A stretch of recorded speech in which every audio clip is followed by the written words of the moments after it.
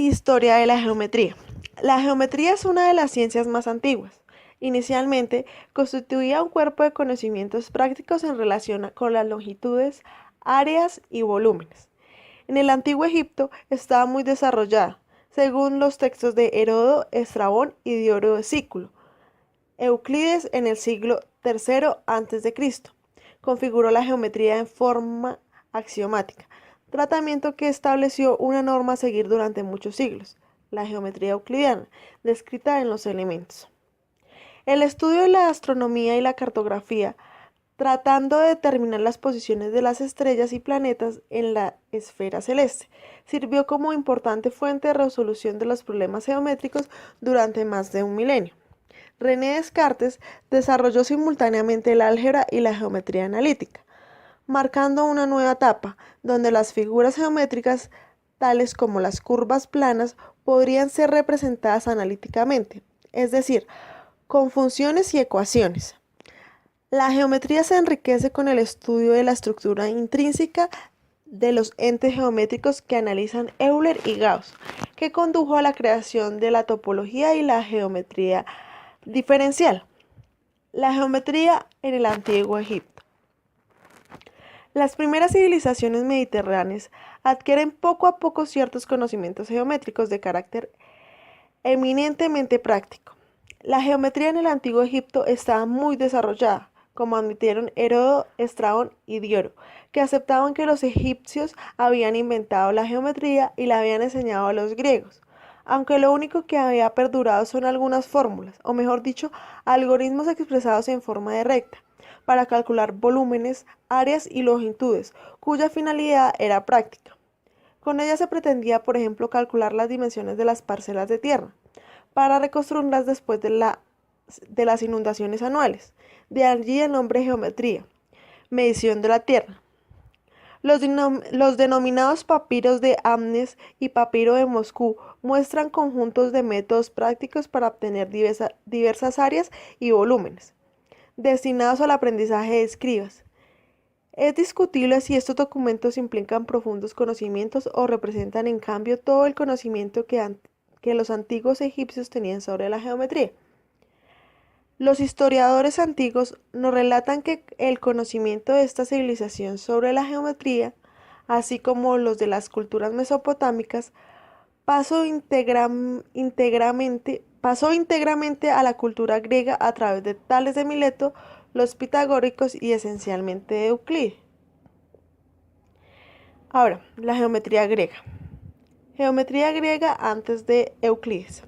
La geometría griega fue la primera en ser formal, parte de los conocimientos concretos y prácticos de tesis. La veracidad de la tesis dependerá de la validez del razonamiento con el que se ha extraído y de la veracidad de la hipótesis. Pero entonces debemos partir de la hipótesis ciertas para poder afirmar con rotundidad la tesis. Para poder determinar la veracidad de la hipótesis, habrá que considerar cada una como tesis de otro razonamiento, cuyas hipótesis deberemos también comprobar. Se entra aparentemente en un proceso sin fin en el que indefinidamente las hipótesis se convierten en tesis a probar. Euclides y los elementos.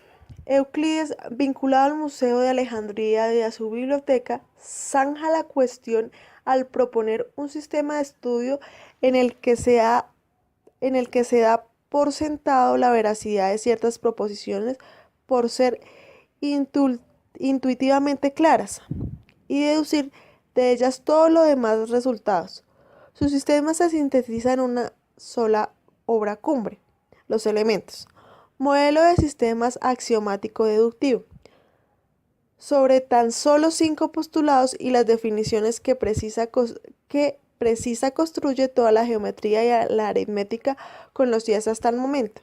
Su obra, en 13 volúmenes, perdura como única verdad geométrica hasta el siglo XIX. Entre los postulados en los que Euclides se apoya hay uno, que es el quinto postulado, que trae problemas desde el principio. No se ponía en duda su veracidad, pero tal y como aparece expresado en la obra, muchos consideran que seguramente podía deducirse del resto de los postulados. Durante los durante los siguientes siglos, uno de los principales problemas de la geometría será determinar el quinto postulado es o no independiente de los otros cuatro. Es decir, si es necesario considerarlo como postulado o es un teorema. Es decir, puede deducirse de los otros y por lo tanto colocarse entre el resto de los resultados de la obra. La geometría después de Euclides. Euclides casi cierra definitivamente la geometría griega y por extensión la del mundo antiguo, a excepción de las figuras de Arquímedes y Apolonio de Perge. Arquímedes analizó exhaustivamente las secciones cónicas e introdujo en geometría otras curvas como la espiral que lleva su nombre, aparte de su famoso cálculo de volúmenes de esfera basado en los cilindros y en el cono.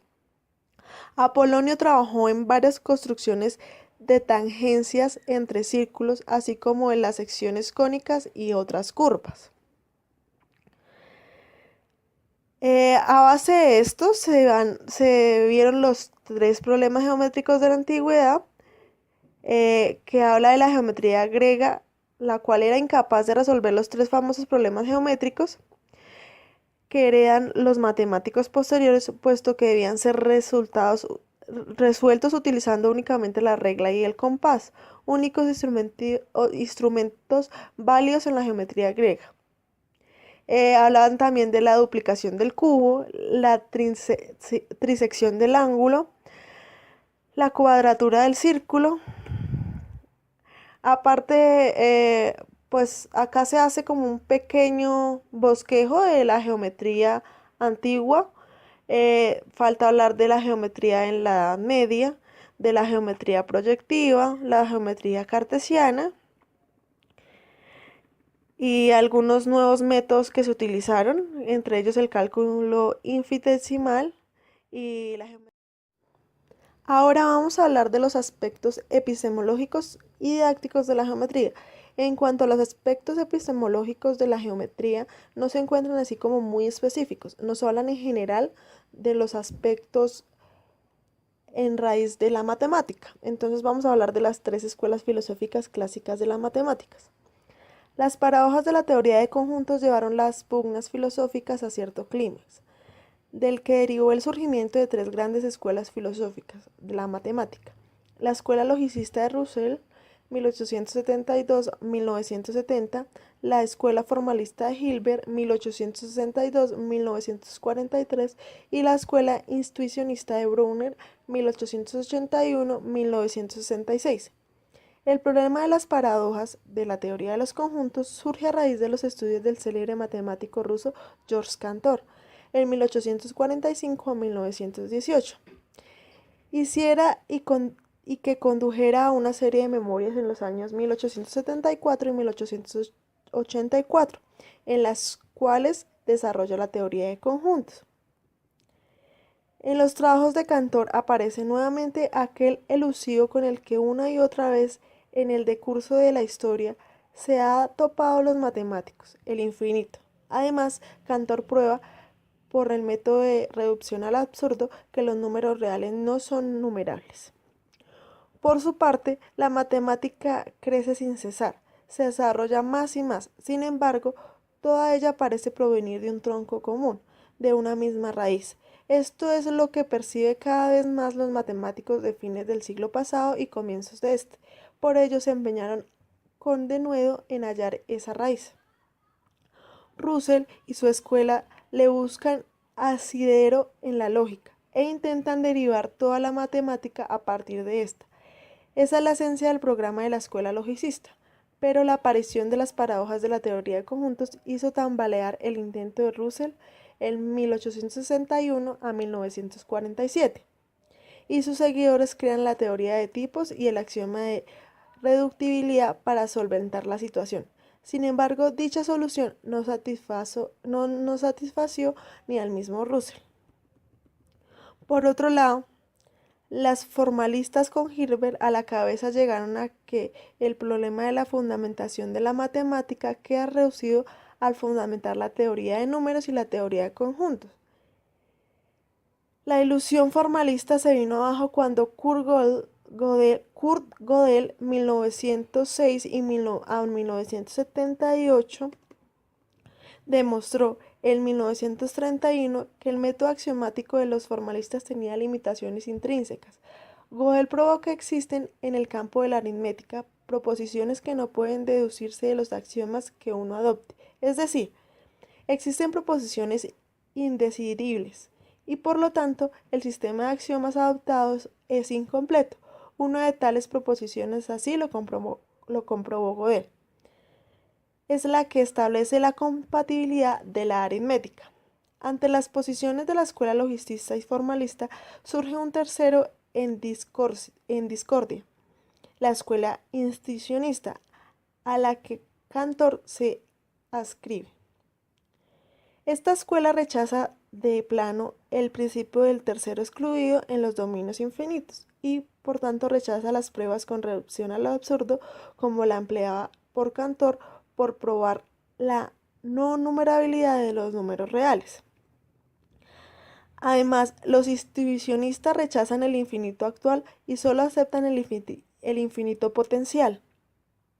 Aquel, como decía Gauss, que era una manera de decir cuyo significado es el límite al cual se acercan indefinidamente ciertas razones, mientras otras aumentan sin restricción.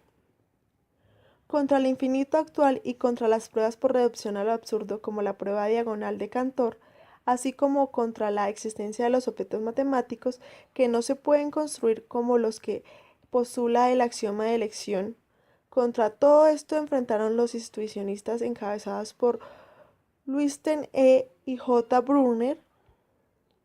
Para esta escuela, la existencia matemática ya no equivale a no contradicción como en el formalismo, sino que significa constructividad.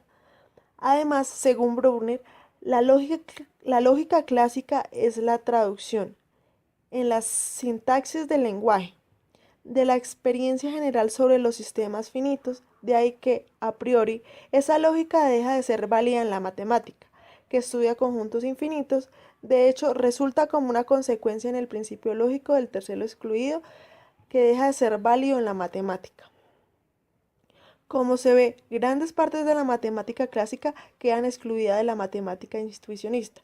Para esta escuela, la sucesión de los números naturales 1, 2, 3, 4, etc., que ellos consideran como no terminada, ya que para ellos no tiene sentido hablar del conjunto de los números naturales debido a que sería un infinito actual, es una forma por medio del paso de n a n más 1, esto es, que para ellos decir que los números naturales infinitos significan que todo natural tiene un siguiente, es decir, se tiene un proceso constructivo para obtenerlos.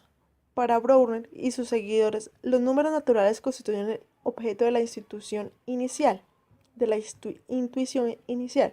Es importante resaltar que para la escuela intuicionista la lógica no precede a la matemática, sino todo lo contrario, es una parte íntegra de las matemáticas. Además, su lógica, en realidad existen varias lógicas intuicionistas.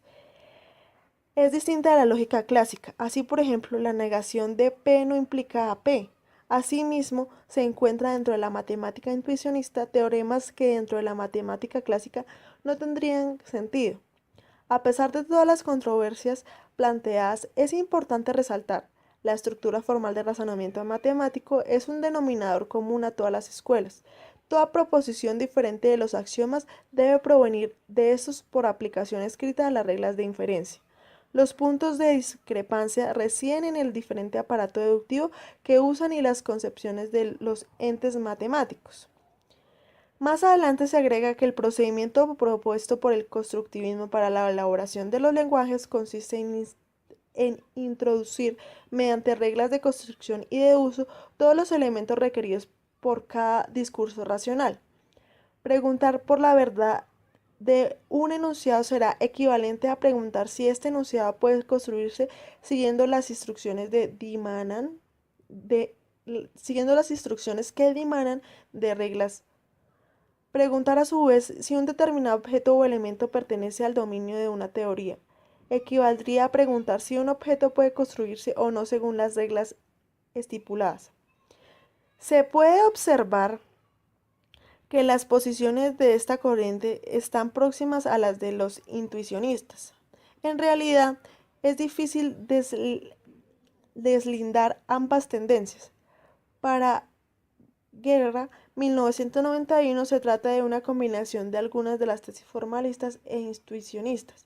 Por parte Wedman-Nova establece algunas diferencias entre las instituciones y las construcciones en los términos de los objetos de estudio y las bases metodológicas. Existen adicionalmente otros puntos de vista en torno a los aspectos epistemológicos de la matemática, entre los que cabe mencionar la posición que asume Irmel Lakatos, discípulo de Popper, para quien las matemáticas son una ciencia casi empírica en la que, al igual que otras ciencias, no hay posibilidad de asegurar la certeza absoluta de las proposiciones.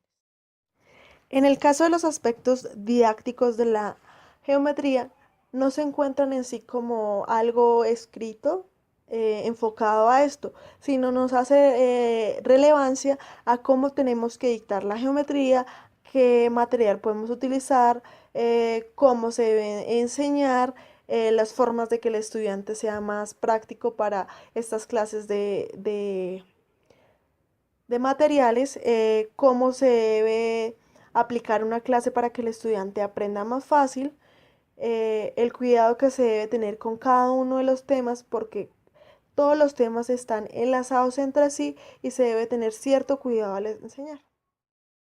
Sobre la utilización de los triángulos para construir figuras geométricas, podemos darnos cuenta que nos sirve a partir de un triángulo, creando su semejanza, podemos crear un pentágono.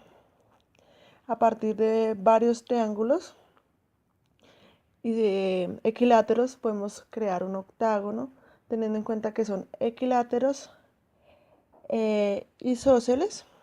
También podemos crear bastantes figuras. Entonces, ¿en qué nos puede ayudar esto?